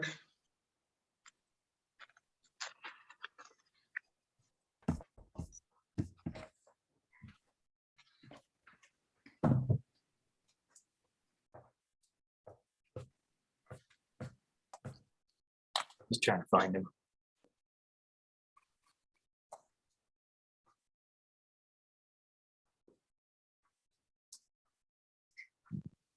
Oh, wait. There he is. Oh, good. He had his hand up, so he was at the top of the list. Okay, excellent. Welcome back, Eric. Thank you. So next one is a formality. We have to refer the zoning amendments to the planning board for a public hearing. And if that doesn't make sense to anyone, the planning board's the one who wrote these amendments. But by formality, that is our requirement, is to refer them back to the planning board for a public hearing. Do I have a motion? I make a motion to refer the proposed zoning amendments back to the planning board for a public hearing. Second by Ed, motion by Lee. Any discussion? Seeing none, roll call vote. Eric. Aye. Garfield. Aye. Ed. Aye. Lee. Aye. And aye, it's unanimous. We have a proclamation. Do I have a motion? I make a motion celebrating National Black History Month, the town of Great Barrington, Massachusetts. Whereas Black History Month is observed annually across the United States in February to celebrate African American achievements, to recognize the crucial role they have played in U.S. history, and to honor the generations of Black Americans who struggled through adversity to achieve full citizenship in our society. And whereas Black History Month grew out of the establishment in 1926 of Negro History Week by Carter G. Woodson and the Association for the Study of African American Life and History. And whereas the 2022 national theme for the observance is Black Health and Wellness, takes a look at how American healthcare has often underserved the African American community. And whereas the observance of Black History Month calls our attention to the continued need to battle racism and build a society that lives up to its democratic ideals. And whereas the town of Great Barrington continues to work toward becoming an inclusive community in which all citizens, past, present, and future, are respected and recognized for their contributions and potential contributions to our community, the state, the country, and the world. And whereas the town of Great Barrington is proud to honor the history and contributions of African Americans in our community throughout our state and nation. Now, therefore, be it resolved that the Select Board of the town of Great Barrington do hereby encourage the citizens of Berkshire County to join us in celebrating National Black History Month. In witness thereof, we have hereunto set on this day of 14th day of February 2022. Second. A motion and a second. Roll call. Eric. Aye. Garfield. Aye. Ed. Aye. Lee. Aye. And aye. Unanimous. Thank you. And last on the agenda is our select board's regular meeting schedule, and we've approved the schedule. But what happened is we've reserved the 28th of March for a training for the select board for climate change, for a climate change grant. And therefore we need to set another date sometime in March for a meeting, because one meeting in the month is not going to do it. So I'll throw out a few dates. March is rather booked for all of us. So we could do, I'll throw out March 8th, which would make it back-to-back nights for us. So that may not be so good. So March 23rd or 24th, that's a Wednesday or a Thursday. Thursdays are better for myself. Whichever pleases the board. I'm okay. The only issue with Thursday is a lot of other boards often meet that night. That's true. If Garfield can't make Wednesday, I can make Thursday. Okay, because the other one would have been the 30th. Literally, that's my 5 free days that month, and 30th is a Wednesday, so that doesn't work. So I don't know if the 24th, I know it's not a school committee night. I don't know if it's a planning board night or Housatonic Improvement Committee night or a Board of Health night. Yes, it's a planning board night.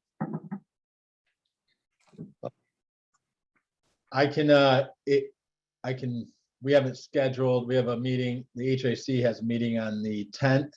So the 24th would usually be our next one, but it's not set in stone, so I can probably move that to the 31st.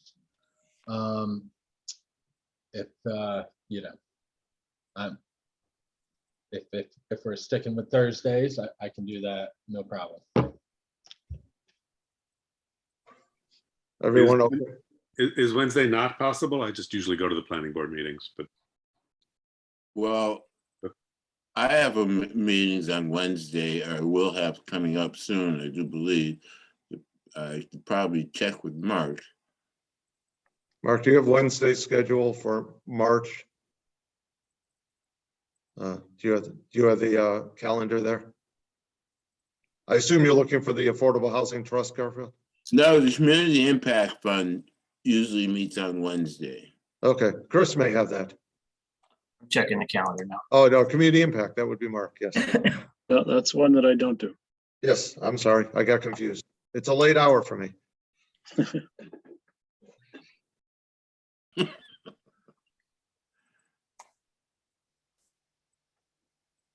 This is March? Are we in Mark's March? looking, This is March, right? yes, Okay. this is March. Well, we won't start in March, I don't believe, right, Mark? I'm sorry? We won't start in March, right? No, you shouldn't be meeting in March, and I'm just looking at the calendar now, and I do not see a community impact funding placeholder, so I think you're good. So how about March 23rd? Does that work for everyone?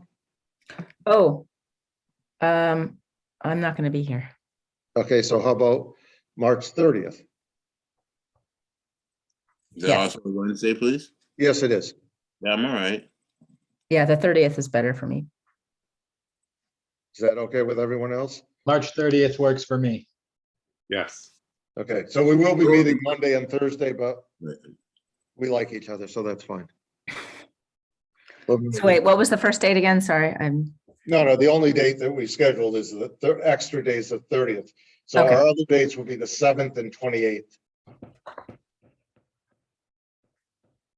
okay, thank you. Okay, now, So March 7th and the 28th and the 30th, correct? correct. Okay, citizen speak time. James Manning, go right ahead. Hi, am I just on voice? Is that correct? Or is my face on? Your face is not on. Oh, okay, great. Anyway, I'd just like to thank the Just board. once again, name and address, please. Oh, James Manning, 304 Main Street. Thank you. Sure. I just want to say how much I appreciate the board discussing this matter. I find it extremely important because of what I perceive to see in the tech business and how people operate. The aggregation of homes will occur if rules are not really well written and really consider the community over any individual. The model for this could be, and I've stated this in an op-ed in Berkshire Edge, is that you could soon have aggregators in Berkshire County just gobbling up other aggregators and then forming one big aggregate, lodging organization that rents out rooms and homes. And I think that when you discuss safety and issues like that, I see no reason why they shouldn't comply with lodging regulations as well.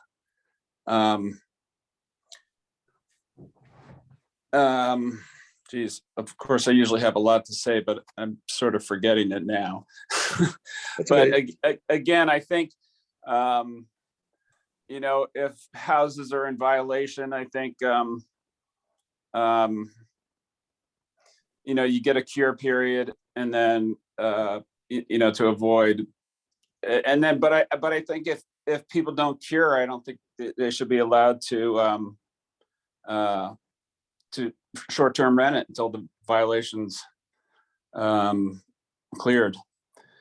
You know, I've spoken a lot to Lee about this.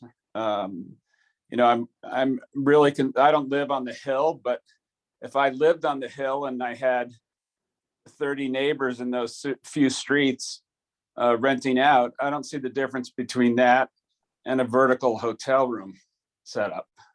I view that as a lodging organization. And again, that could go on for until, you know, as I like to say, you know, there could be the Marriott homes, you know, come up here and rent a hotel room or a whole home. We got it for you. And I just think that plus the, no, it won't create affordable housing, but that's a separate problem. The fact is our town is shut down half the week right now. So we're seeing exactly what will happen if there's no staff. So, thank you. Your 3 minutes is up. Please wrap up. Okay, thank you. Thank you very much. Good work. Thank you. James, full name and address, please. Good evening, board. My name is James at 84 North Plain Road. I'm a different James, not Mr. Manning. Yeah, what's your last name? I'm sorry. Garzone, James Garzone. Thank you.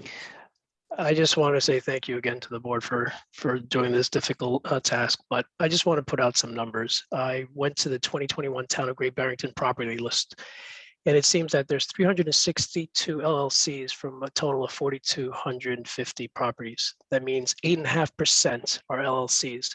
So we're talking about creating a general bylaw that is impacting over 90% of property owners for just 8%, which I feel is a little draconian.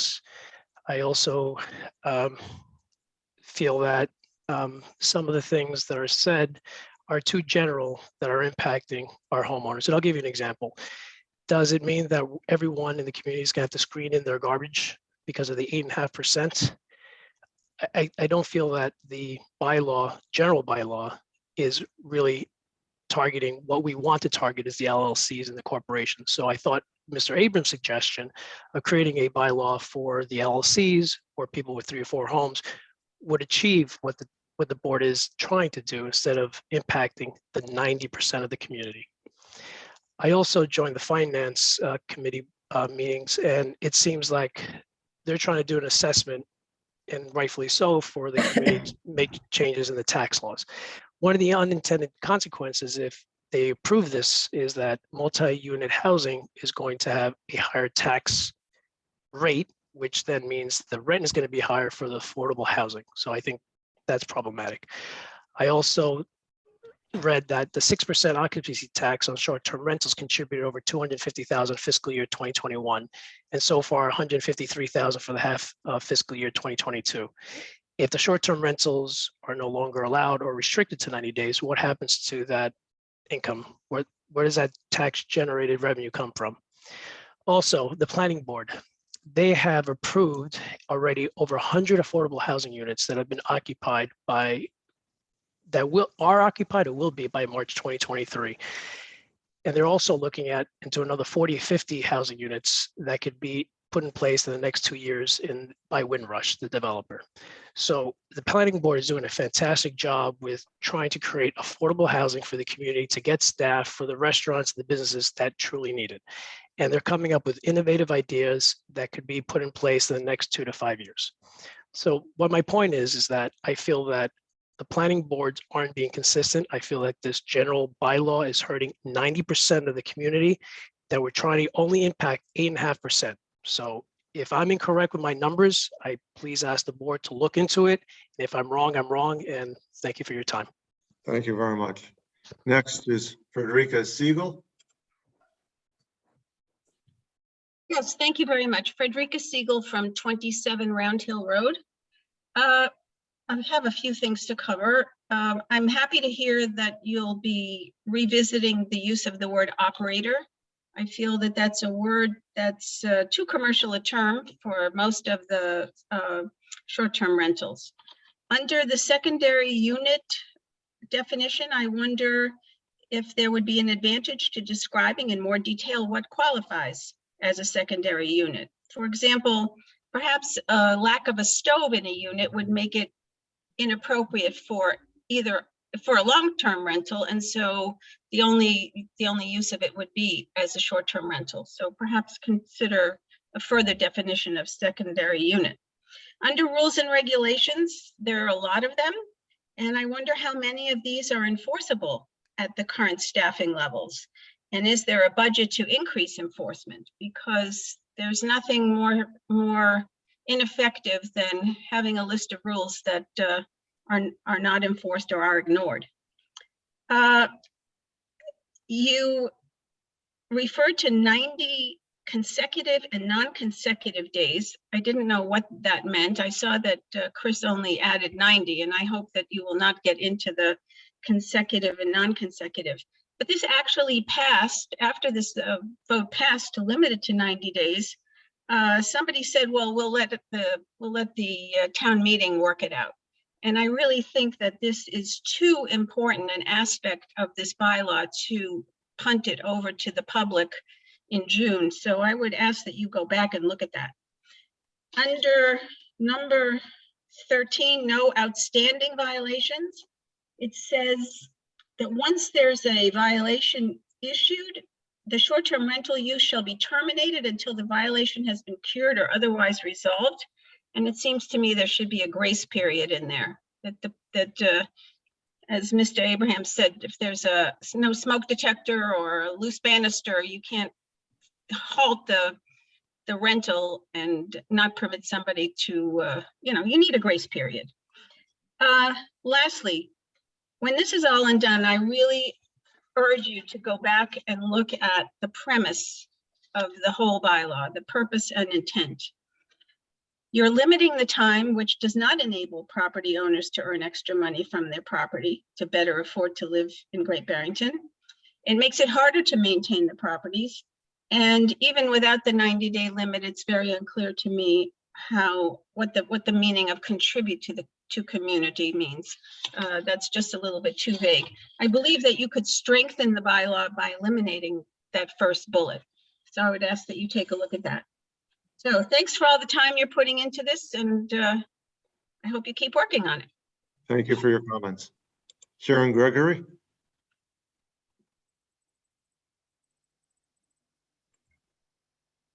Just unmute yourself, Sharon, and you're ready to go. Can you hear me now? Yes, we can. Oh, thank you. Sharon Gregory, 32 Hollenbeck Avenue. I understand the difficulty in developing this bylaw. It has to be very, very much nuanced because we have to balance the interests of the residents and their need for finances, and not just LLCs, but I have not seen so many purchases of properties by just even individuals or couples who have, and whoever else as investments to make money. It's happening a lot on the Hill. And I'm sorry, just saying, these are just LLCs and we should just copy Lennox. We are in a really different time. In terms of things like limiting the number of days, let me just give you an example. I know lots of people who do short-term rentals. 90 days or 3 months at $100 a night, which is a very average low rate, yields $90,000 of revenues. That should help a lot of people with their finances that are residents. $300 a night for a house is very average. That yields $270,000 annually. What we're trying to do is not having people turn over so they're making $1 million because they want to invest and make more money, which is such a big value that's displaced so many other values. I wouldn't want to do that to my neighbors. I spent a lot of time building community, and I think that's one of the best assets of Great Barrington. So I don't buy this, we're abrogating the rights of residents and what you could do with the house. We have that already in zoning in a lot of other places. This is just to help develop our town the way we want to. And for me, I don't want it to be controlled. It's not by 8%. It's a lot more than that. And I have more than probably anybody else who's gone through the entire assessor's file of about 3,700 homes. It's a lot more than that that are renting short-term or otherwise. So, this is not limiting regular rentals. It's just short-term rentals who have high turnarounds. As far as rules are concerned, going through the exaggeration, who's going to monitor this? You know what the rules are for? Do you remember the Long Pond Road renters? They were violating everything. And if you don't have any rules, you can't do anything about it. So it's not about, jumping over and saying, oh, you left the garbage out here, we're going to get you. It's about people who are egregiously violating our town bylaws and respect for the neighbors. And that enables. Sharon, your time is up. Thank you very much. That just helps to enforce the rules if they are violated. Thank you. Thank you, Sharon. Just a point. If it's $100 a night for 90 days, it's $9,000, and if it's $300 a night for 90 days, it's $27,000. Sorry, I just missed a decimal. You did miss a decimal there, which is unlike you, Sharon, because I know how meticulous you are. I just wanted to point that out. I didn't want everyone else who didn't do the math to sit there and hear that. The back of the envelope stuff. I get it. Let's see. Next is Dan Ruderman. Did I lose him? Go ahead. There we go. Hi, it's Dan Ruderman. I'm up on 4 Nob Hill Road in Great Barrington, where I was thinking about maybe moving out and just renting my house all the time and making a fortune. But instead, I want to thank the board for all the work on this. And I've been on some of the community boards trying to get a good community-based conversation about what a reasonable limit should be for the number of nights that a non-resident gets to rent out their house. I think I've said some of this stuff before, you guys, and so apologies for redundancy, but I think the issue is I'd like to think about houses in neighborhoods as being homes and not businesses. And I think it's reasonable for the community to come together and say that, hey, this is why we have zoning. Like, I really can't open up a machine shop in my house, right? I can't open up a deli here in the house. Just because Airbnb makes it easy for me to rent my house out doesn't mean that we all want businesses as our next door neighbors. And I think putting a cap on the number of nights that somebody who's not in the house can rent it out means that you're saying, I want it to be a home next to me. I don't want it to be a hotel. And it's funny to listen to the conversation because we're such good people and we all care so much about the community that when we review some of the points on the list, and I don't have it in front of me right now, but I think about trash and noise, the comments were, well, we just want people to be good neighbors. And the point is if you don't live in the house and you're renting it out 300 nights a year, there's nobody living in the house that's a good neighbor. They're just transients. And I don't know about you guys, but I will confess that I may have trashed a hotel room or two in my youth. So it's a thing that happens. People don't, respect short-term places the same, irrespective of whether they'd get a bad review or not. So I think my caution is just let's all think about it as what we're trying to do is keep the neighborhoods, keep the community feeling, and think about houses as homes, not as hotels, not as places that we can rent out as much. It does get worse, as somebody else said. Marriott Homes is a real thing. In case people don't know about that, you can go to Marriott online and rent a home. They could come in and buy these places up.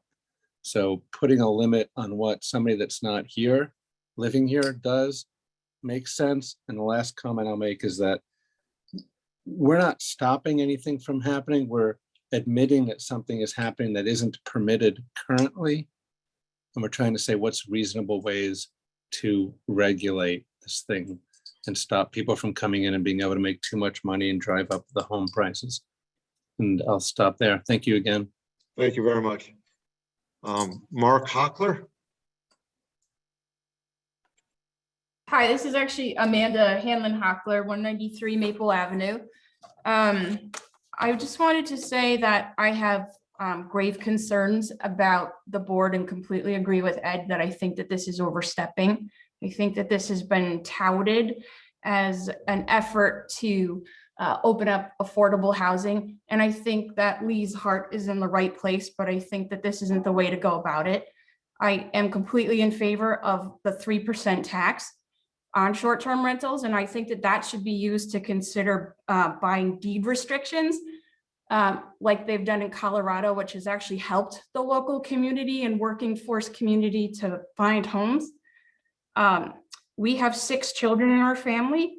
If we ever, when our kids grow up and get spouses and have children of their own, if we decided to move away and sell our house with a 10-person restriction, we would never be able to come back to our hometown and get an Airbnb and visit all together. So I think 10 people is probably not a good number.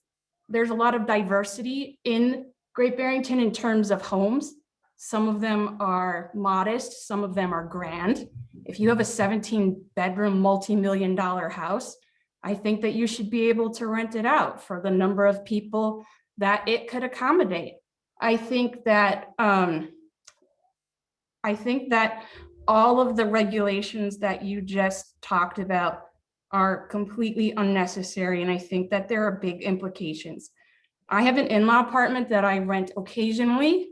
I would never consider renting it long-term. It's primarily for family and friends.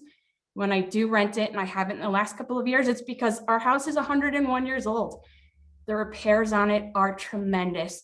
It costs so much money to do work to our house. And so I use the money from Airbnb occasionally to supplement the cost of those repairs. But someday, I think that if an investor wanted to buy my house, I'd like to have that option, because not all houses are going to be sold to people who are looking for affordable housing. Our house in particular sat on the market for 3 years before we bought it. And I think that you have these bigger, grander homes that people will, that they're just going to sit and rot if you limit access to selling them. And that's really what I have to say is I plan to vote a hard no on this, but I really think that you should consider putting a tax on this and looking at other ways, because I do want there to be affordable housing. I'm a teacher. I see the impact on kids, and we need this, but limiting property rights isn't the way to do it. This isn't going to achieve what you want it to. It's just putting restrictions on property owners and what they can do with their homes. Thank you. Thank you very much. Michelle LeBear. Hi, Michelle LeBear, 70 Division Street. I submitted a letter to the Select Board on February 9th regarding this topic. And at this time, I would like to, after hearing tonight's conversation, I would like to read it into the public record, if I may.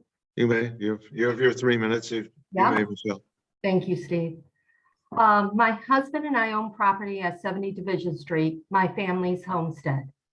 My father built the house in 1958, and here, my father and mother raised 8 children, all of whom attended Great Barrington's public schools.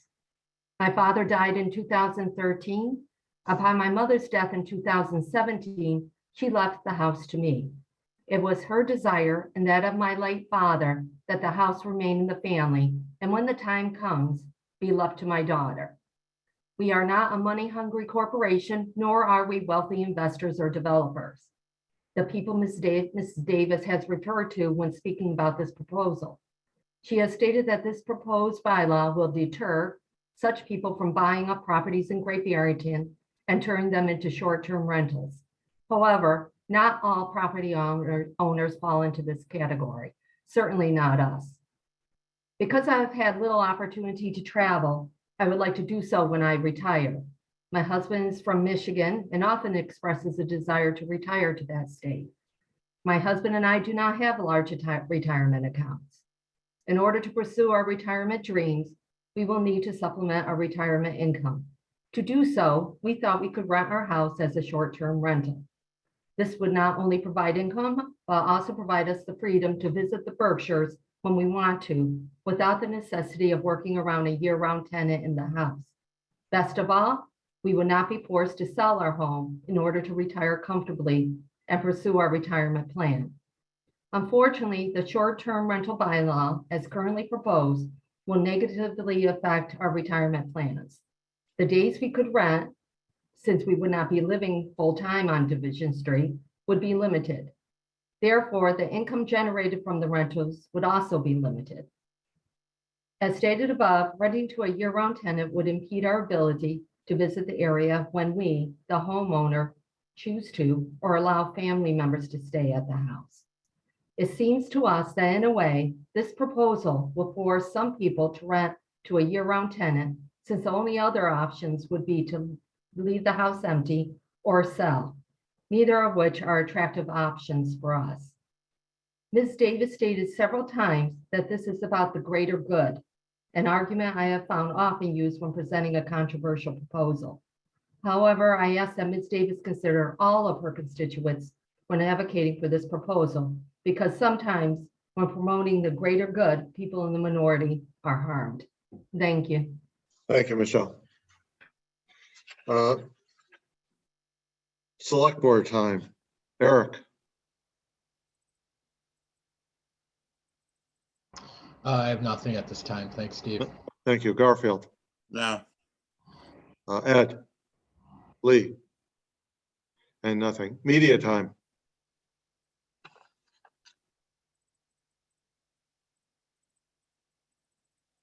By unanimous consent, we are adjourned. Thank you, everyone. Have a good night. Have a good night.